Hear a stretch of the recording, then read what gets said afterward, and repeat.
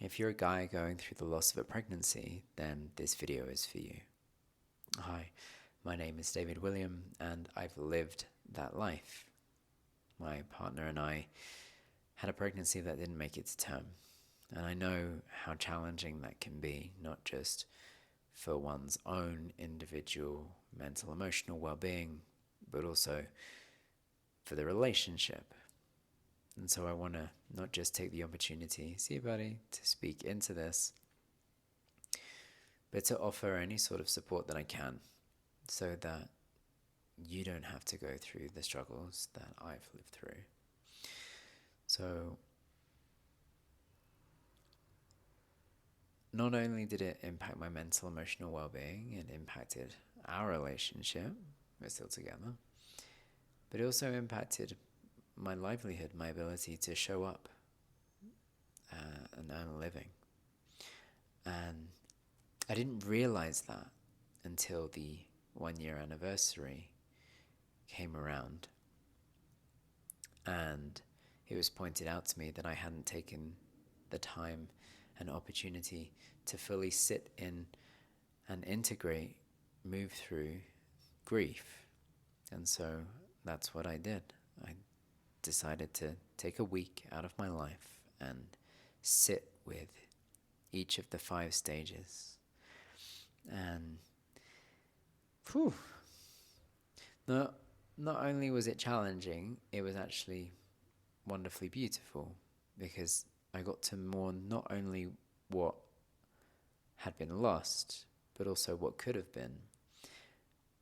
And it really shifted something for me, because I got to acknowledge, step into, celebrate, and enjoy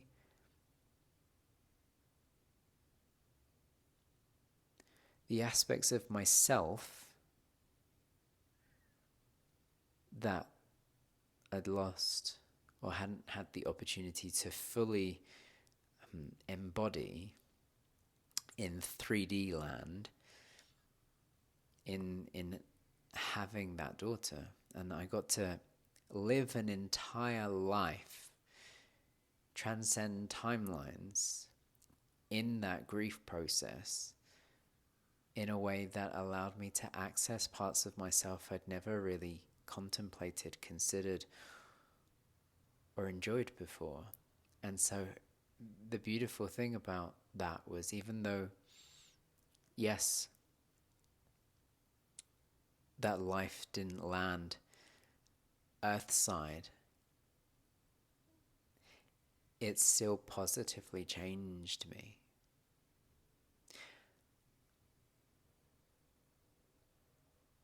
And what I found interesting was understanding and appreciating the spectrum of grief. Now, grief had touched my life previously, and that looked more like what one might imagine, what comes to mind when picturing grief. There was distraught, breaking down in front of friends, crying on the phone to loved ones, and immobile on my yoga mat, my once safe haven, my safe space, became a place of just petrification. I couldn't make it through 10 minutes of my practice without needing to stop and just get lost in my emotions or my thoughts. To me, that's what grief looked like. And this experience of grieving Satya, Grace, the daughter that I didn't get to have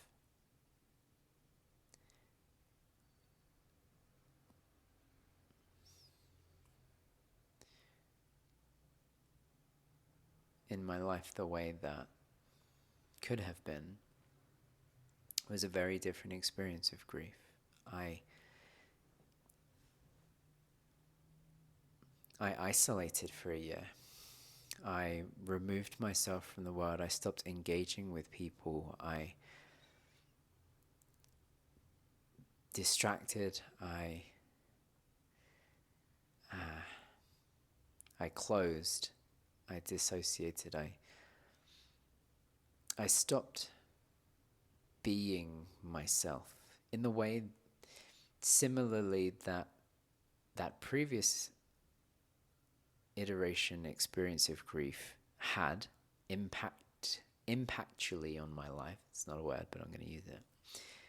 But from the other end of the spectrum, I had this apathy, it was an apathy for life, but not a disdain for it in the same way that the first experience of grief I had looked like. And why am I telling you this? Because there's a couple of things that you may be going through right now. One, you may be in the distressed, distraught grief that is understandable, and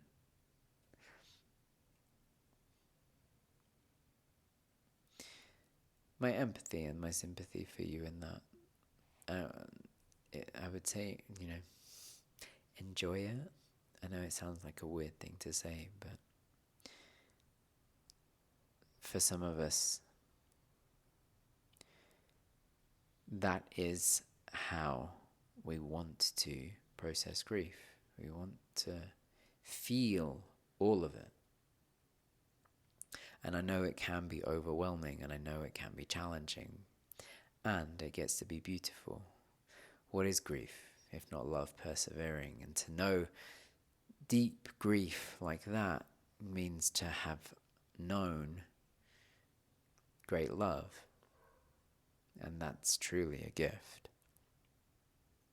If, like me, you're a little bit, avoidant of it, I get that too.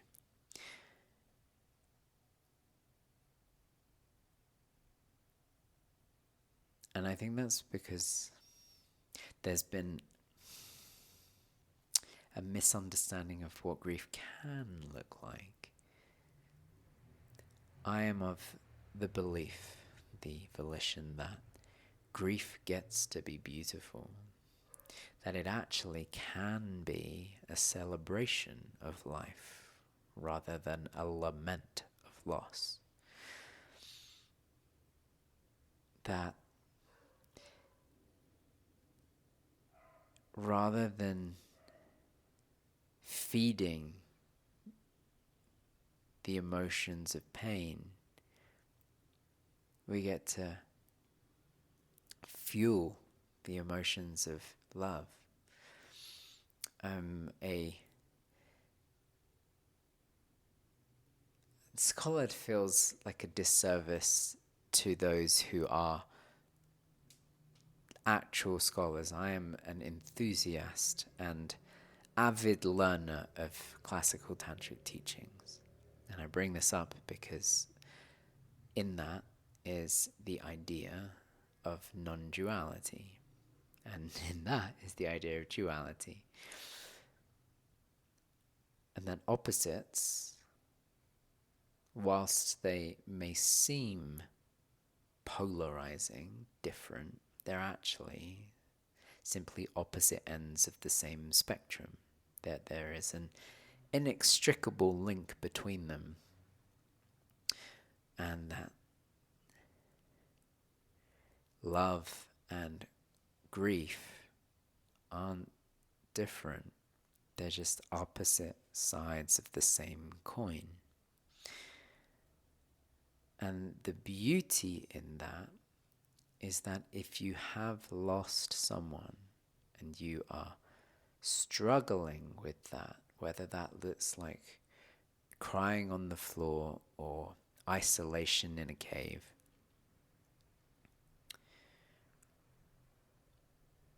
it all gets to be okay and an invitation to reconnect, to fuel you, to inspire and move you into life rather than spiraling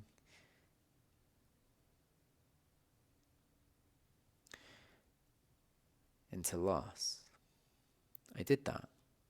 I know how unpleasant depression can be, and somehow grief was for me infinitely worse. And I didn't think that were possible until I lived it. And in this alchemy of grief into gratitude, going through the stages of grief, of denial and anger, bargaining, depression and acceptance, there gets to be this beautiful emergence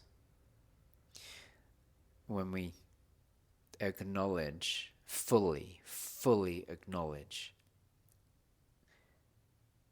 what it is that we've been holding at a distance. When we fully grasp it, the only place left to go is surrender, is to letting go. And in that, the only direction to go is up, no longer at the bottom of the well, perhaps not yet out of the well, but along the way. There are tools that I have utilized now. I thought yoga and meditation would be enough. It turns out I was mistaken. One of the things that really helped me was talking to someone capable of holding and not muddying my water with their own. And also mantra. Mantra is the utilization of the Sanskrit language to clear out and I've got to find a better word than purify, but cleanse the mental, emotional, conscious, subconscious mind, and therein the entire vehicle of the body.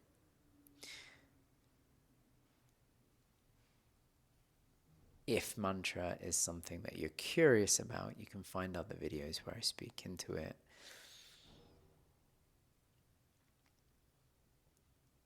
It really is supportive, rather than getting lost in mind loops. It helps give something the mind to focus on, but also something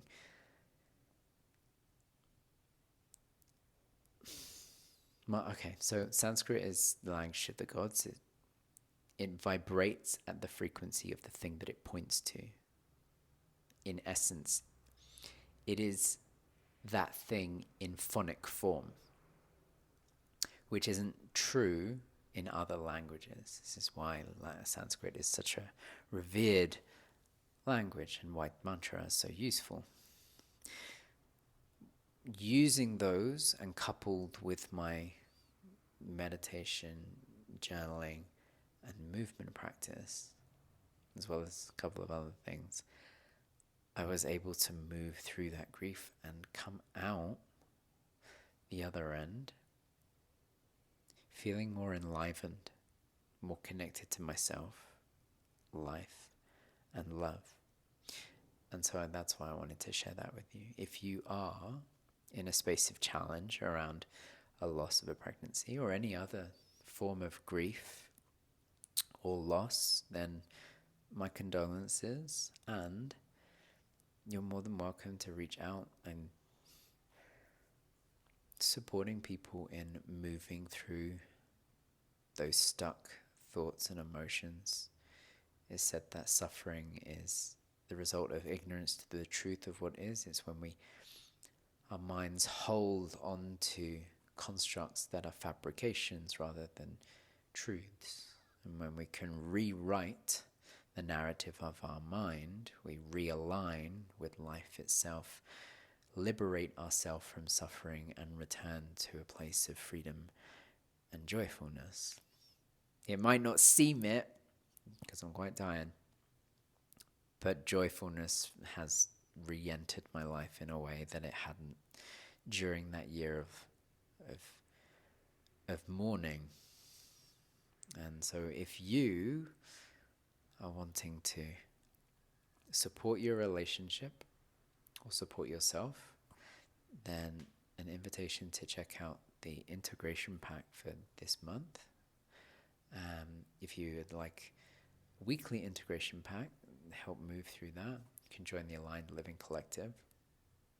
You can have a one-on-one session where we can find a mantra specific for you as a way to really clean out in the most thorough of ways. I like to think of it as a massage for the heart-mind layer of consciousness. I won't get into that now. That's the mind and emotions. They're not seen as, I will get into it now apparently, they're not seen as separate things in Tantric teaching. They're just, again, opposite sides of the same coin, inextricably linked. You can't have a thought without a feeling, or a feeling without a thought. They're intertwined. So if you're having very strong emotions, it's because there is a linked narrative associated, attached to it. And if you are having looping thoughts, there will be emotions connected to them. And if you're not experiencing them, it's because you're missing that side of the coin. It's only when we can open ourselves up to both sides of the coin that we create the space to move on. So, I'll leave it there. Sending you a lot of love. Hridaya Prema.